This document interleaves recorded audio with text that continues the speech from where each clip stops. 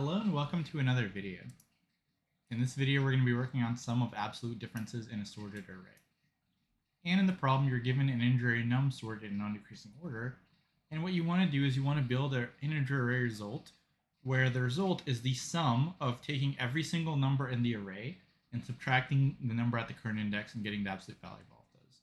So for example, for this first one, result 0 is, so you do 2 minus 2, 3 minus 2, 5 minus 2, absolute value all of them. Add them all together, you get 4. Then for the second index, you do 2 minus 3, 3 minus 3, 5 minus 3, right? The word doesn't matter because it's absolute value. That's pretty much what you need to do. So you need to take every single number, subtract the current number at the current index, and add all those together. So the problem here is it's kind of hard to see a pattern because it's increasing, then decreasing, then increasing, and also the constraints are kind of big. So immediately when the constraints are kind of big, 10 to the fifth is pretty common. You want to look for like a sliding window two-pointer, as I said before. So it's kind of actually not super easy to figure out what to do. So we're actually going to break this problem down into two subproblems, and then it's going to make it a lot easier. So let's take the second example. And what we're going to do is we are going to actually do this, but with a slight modification. So instead of this, we will have 0 as the first number, and that's going to make it a lot clearer like what the solution is. So we're going to take all of these numbers, and what we're going to ask for is give me the sum of every number greater or equal to cur minus cur, right? So for example, what would happen is for 0, we do like 1 minus 0 plus 4 minus 0 plus 6 minus 0 plus 8 minus 0 plus 10 minus 0. For 1, it would be like 4 minus 1 plus 6 minus 1 plus 8 minus 1 plus 10 minus 1, right? Kind of similar to this first problem, except we're only focusing on numbers that are bigger than that number. And you're going to see why the 0 helps a lot. So let's actually copy this, because we're going to use this. So originally for 0, it's pretty straightforward, right? Like for 0, let's actually use this. For 0, it's just going to be the sum of the whole thing, right? Because every number minus 0 would just be every number. So what's the sum here? It's 5 plus 6, 11, plus 18, so 29. So for 0, it should be 29. Now, basically, like I said, for 0, it's basically just the sum of this whole thing, right? Now, for 1, you can say, okay, well, let's just do every single number bigger than 1, subtract 1, and add those. But the problem is we'll have an n-squared solution. So how do we go from 0 to 1, right? We got every number that's bigger than 0 minus 0, but how do we do this? Preferably an O of 1. Well, 0 was every single number. So we have 6 numbers. We can write this down, actually. So 0, we have 6 numbers. Let's write this down on the top. Have a sum of 29. So to go from one number to the next number, what you need to do is you need to figure out like what's the range of numbers you're decreasing, because it's going to be decreased, right? Every time you subtract a bigger number, you're going to get a smaller result. So all these sums are going to decrease. So it's going to be, if 0, let's actually make some more variables as well. So let's call 0 previous, and let's have a cur variable, which is the number we're on. So let's say that's 1. And then we also have a length of the actual range we are decreasing. So in the beginning, it's all the numbers, so let's call that 6. So to make this transition from one number to the other, it's actually going to be, and you're going to see how this works, it's going to be the current number minus the previous number times the range we're decreasing. That is going to be what we're going to be subtracting from our old number, right? So we could say, I guess this is like old sum or something. Let's say old sum minus this whole thing. And let's kind of see why that is, right? So what we're doing is when we're going from 0 to 1, we are basically saying, let's take every number and subtract 1. Every single number. Obviously not the 0, right? So we are not doing the 0, but it's going to be all of these numbers. So how many numbers are we subtracting 1 from? We're subtracting 1 from 5 numbers. So the length is actually going to be 5 because we're subtracting 1 from 5 numbers. And you can easily get the length by just figuring out what index you're on. And it's going to be whatever index you're on to the end of the array. So in this case, it's 5. So if we're subtracting 1 from 5 numbers, because it goes from 0 to 1, that means we're subtracting 5 total. So if we do this like old sum thing, so except this is not going to be 6 now, this is going to be, let's actually rename this to length.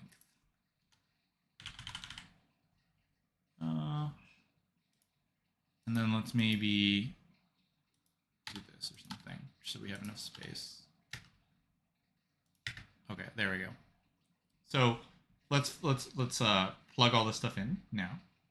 So our old sum, which is our previous sum, so that's 29, minus the difference. So here we went from 0 to 1, so it's going to be, the difference is going to be 1, times the length of the range that we are going to be decreasing. And remember, we're going to be decreasing the range of every number from where we're at to the end. So we're at 1, so we're going to be decreasing all this. So this will be 5. So this is 29 minus 5, we get 24. And let's double check. If we did this manually, it would be 1 minus 1 plus 4 minus 1 and so on, right? So it would be 1 plus 3, which is 3, plus 5, which is 8, plus 7, which is 15, plus 9, which is 24. That's correct. So basically, we just have to figure out, like, what's the numbers we're decreasing? Like, how many numbers are we decreasing? And by how much are we decreasing each of them? And then we can do this in O of 1. So now, the reason I drew this is because we're going to actually change these to what they are now, right? Our sum originally was all these combined. Now we subtracted 1 from all of these. So what's going to happen here is all of these numbers will now be decreased by 1, right? So this is going to be, let's change all these. So this is going to be 3, 5. It's going to be easier to visualize that way. 7, 9, right? This is our new sum that we are getting here. Okay, now for the next number 4, we're going to do this formula again. So how many numbers are we decreasing? We are decreasing 4 numbers, right? So let's change all these values. So previous is now 1. Cur is 4. Length is 4. Plug all that into our equation. What's our old sum? It is 24 now. Cur minus previous is 4 minus 1, which is 3. And then how many numbers are we decreasing? We're decreasing 4 numbers here. So this is 24 minus 12. So we get 12. And that is correct because essentially what we're doing is we're saying, okay, for all these numbers, let's decrease them all by, not by 4, right? Because we already decreased them by 1 before. We're going to decrease them by the difference between 1 and 4. We already decreased them by 1, so we need to decrease them by 3 more. So now we're going to change all these to, so this should be 0. Then this should be 2. And this should be 7, 9. So it's going to be 4 and 6. If I did that correctly. Yeah, so we have 12, exactly. Okay, now we go to the next number. So our previous is now 4. Our current is 6. And the range we're going to be decreasing is just these 3 numbers that are left over, right? It's whatever we have left. So this length is going to be 3. So going back to our formula, old sum is 12. What's the difference between the current number and the old number? 6 minus 4 is 2. And how many numbers are we decreasing? We're decreasing 3. So if we're decreasing 3, let's do this. So we have 6 total, which is correct again. So that is correct. And now we need to go to the next one. So basically, let's actually decrease this as well. So essentially, we're decreasing all of these by 2 more, right? We already decreased them by 4, so we need to decrease them all by 2 more. So it's going to be 0, 2, and 4. Okay. So we have a sum of 6 left. Now let's go to the next number over here. So we are at 8. Same kind of thing. So previous will be 6. Cur will be 8. Length. How many numbers do we have left? We have 2 numbers left. So let's plug this into this equation. So we have our previous sum is 6, and our difference is 2 again, and we have 2 numbers, so this is going to be 2. So this will just be 2. And basically the same thing, we are decreasing all these by 2 because we already decreased them all by 6 already. So now, so basically what we're doing is we're just saying, like, okay, how much did we decrease it by already? And then how much more do we need to decrease it by? And we can do this in O of 1. So hopefully you can see the pattern by now. So this is going to be 0 and 2. And then finally, for our last number, it's just going to be 10 minus 10, which will be 0. And so that is to get the right side. So now for the original problem, this is basically it. This will give you the right side, but now you also want to get the left side, right? So to get the left side, you need to, and you can see how this is pretty much this. This is just the right side. But now we are asked to get the left side. So we got every single number. Here we got the difference of current number and every number bigger. And now basically we need to do the exact same thing with every number smaller. And then we just add it on both sides, right? For example, when we are on number like 6, we will get this right side doing this part, right? So we'll do like 8 minus 6, 10 minus 6, whatever. But we also need to do this left side because 6 will be bigger than some of these, right? So this will be 6 minus 4, 6 minus 1, and this will be different. So essentially what you need to do is you need to do a left and a right side, and then you need to bring them together. So let's actually do the right side, but let's do the left side, but we're going to speed it up a bit. So instead of like writing every single step, we're just going to speed up their occurrence relation. And it's going to be very, very similar. So let's do this, the same thing. We're going to start with this initial array, and let's do the left side. So what's going to happen here is this is going to be like 0, 1, 4, 6, 8, 10. Now, initially, the left, now instead of actually drawing out these numbers, like I said, we're going to speed it up a bit. We're just going to keep a cumulative total, and we're going to figure out what to subtract. So initially, our cumulative total will just be 0, right? Because for our first number, there are no numbers that it's bigger than, right? So for like this number, there are no numbers that 0 is bigger than. So before, every number was bigger than 0. That's why we had this original sum be the sum of the whole thing. But now, our cumulative total will start off being 0. So our sum will be 0. So let's start filling these in, and then we'll figure out like a recurrence relation. I'm not going to show all of these numbers just because this is going to be a little bit too long. So let's speed it up a bit. So for 0, obviously this first one will be 0 because there's nothing 0 is bigger than. Now for 1. How many numbers is 1 bigger than? So 1 is bigger than 0, right? So basically what you need to do is you need to figure out what's the range you're increasing and by how much. So the range you're increasing is going to be every number before the 1, which is just one number here. And how much are you increasing? You're increasing by 1. So we're taking our old sum, and the range we're increasing is just one number, so it's just going to be sum 1 plus 1. Here, 0 plus 1. 1. And that's correct, right? Because 1 is bigger than 0, and the cumulative difference here is 1. So here we would have 1. Now for 4. 4 is 3 bigger than 1.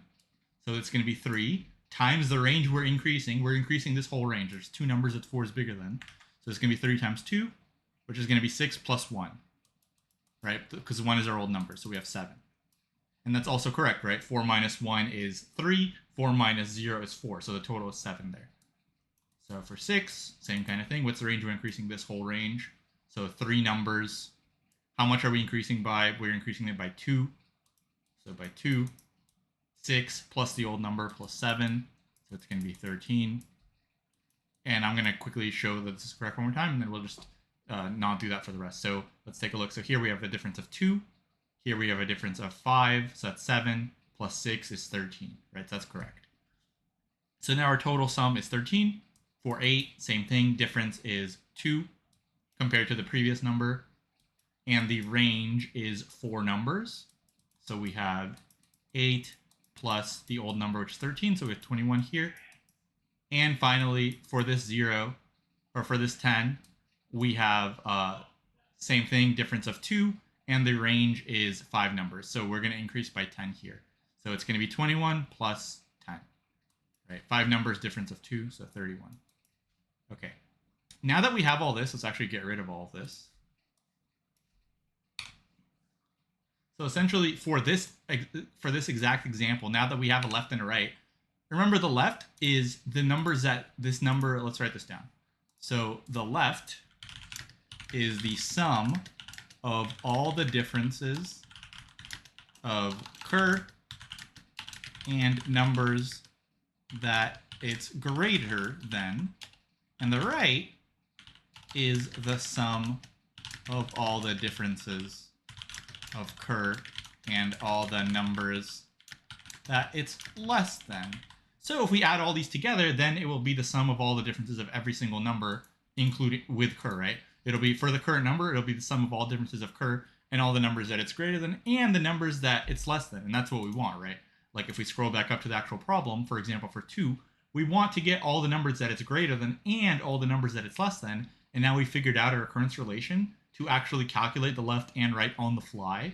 So now we can have an O of n solution with 0 space, because we can just take an old sum, figure out like what kind of range we're iterating through and how much the difference is, and that's basically all we need. So it is a little confusing, but yeah, this is going to be the solution, and I will code it up as well, and we'll kind of explain it as we go. So let's do that. So remember, our right will start out being as the sum of every single number, because originally every number is bigger than our current number. And to make this easy, also for our left, it'll be 0. We'll just say there is no number smaller. Now, for the result, we're just going to have a empty array. And what we're going to do to make it easier is we had a previous and a cur. So what I'll actually do is I'll make previous 0, because that way it's going to be easy to figure out like how much did our number increase by.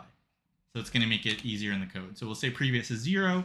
Our right is just the sum of all of our numbers, and our left is 0, which makes sense. So now we'll have n equals length of nums. And essentially, we need to go through all of our numbers and calculate a left, calculate a right, add them together, and put that in the result. So we'll say for iv in enumerate nums, right. So this is the part where we need to calculate. So we need to calculate the right and the left. So we'll say right was originally the sum, but how much are we subtracting? Right, we're always going to be subtracting from the right, and we're always going to be adding to the left. So for the right, we are going to be subtracting the current value minus previous, and we need to figure out the range. So the range is, remember, going to be the current index to the very end of the array, which is going to be n minus I. So for example, if this was like an array of length 3, and we were on index 0, then we would have 3 elements. Right, so n is going to be the length, and this is going to be that. So we're subtracting from the right. Now we need to do a very similar thing, add to the left. And so what are we adding to the left? Once again, it's going to be the how many numbers are there. So the range for the left is going to be all of the numbers up to the current number, which is just I. So it's up to, not including, actually, because if you think about it, the number can't be greater than itself. So if you had numbers like 1, 2, 3, 4, 5, when you're figuring out like how much to add for numbers that are greater than, 1 isn't greater than 1. So you really need to add to every number to the left of 1, right? So what's that? How many numbers are there? Well, that's just going to be I. So for like I equals 0, there will be no numbers. For I equals 1, there will be one number, and so on, right? I did include the 0 in our original thing, but we're not going to have the 0 as the part of our array, actually. So that's why it's not. So that's why we're not including the 0 index. We're just having the 0 value. Okay, so essentially the range here is I, and how much are we adding now? Well, it's just going to be the difference again, so the current value minus the previous. So we subtract from right, add to left. Now finally we append left plus right, and we set our previous equal to the old value. Now you don't need a previous. I just made a previous because like because I wanted it to be 0 to make it easier. But you could say like if the index is 0, then the previous value is 0. Otherwise, let's just take the value at I minus 1. Like that's totally fine. So you don't need a previous, but it doesn't really matter. Okay, and then finally we return the result. So we were essentially figured out our recurrence relation in place by figuring out like when we change our number, what do we have to do? And you could see this is a very efficient solution. So this one is kind of tricky to figure out, I think. It's not super straightforward, but once you figure out like one side, like literally just simplify your problem into, like I said, this thing that I said originally, just how do I get the difference between my number and every number that's bigger, figure that out. Then how do I get the left side, figure that out, and then figure out yeah, actually I think if you can get the right side in O of 1, right? So literally just solve the problem of get the difference of every number bigger than that number and that number, and get the recurrence relation in O of 1, then you basically solved it, right? So you get that recurrence relation of 1, you get the left recurrence relation of 1, and it's just both of those combined. I think this is kind of similar to, I think there's some other problems like this. There's like a multiply every number except for itself or something like that. So, and the big thing to look for here that actually made me realize that this is the case is as your number gets bigger, the sum to the right decreases and the sum to the left increases, and that's really what you want. You want to pick your like recurrence relation to use things that increase or decrease. You don't want it to be fluctuating, because if it's fluctuating, it's kind of hard to say like what it's going to be. But if it's increasing or decreasing by something you can predict, then that's going to be a lot easier to actually have this small change, right, to make it an of 1. Otherwise, you'd have to do something like dp or something. And like I said, it's going to be hard to do dp because this is too big. So let's do the time and space real quick. Should be pretty straightforward. It's just going to be O of n time and O of n space. Sorry, O of 1 space, right? We didn't. That's the other thing. Try to find an O of 1 space solution if you can. And then if you're really having trouble, like if you think, oh, I have to have this data structure, then add that in. So I think you can actually do this like with prefix sums or something, but I just thought of this originally without even using a prefix sums. It was reasonably intuitive. So yeah, I think that's going to be everything for this one. So hopefully you liked it. And if you did, please like the video and subscribe to the channel. And I'll see you in the next one. Thanks for watching.